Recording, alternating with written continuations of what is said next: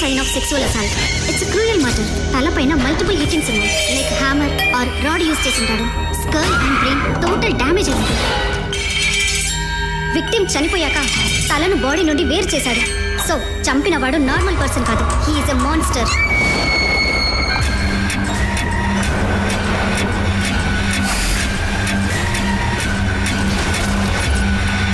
ఒక normal person ఆవేశంలో చేసే మర్డర్స్ కి, ఒక సైకో ఆనందం కోసం చేసే మర్డర్స్ కి ఇలాగే తేడా ఉంటుంది.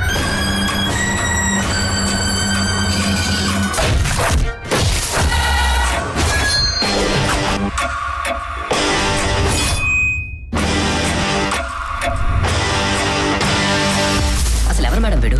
ఒక్క క్లూ కూడా వదలకుండా ఇంత దారుణంగా చంపేస్తున్నాడు.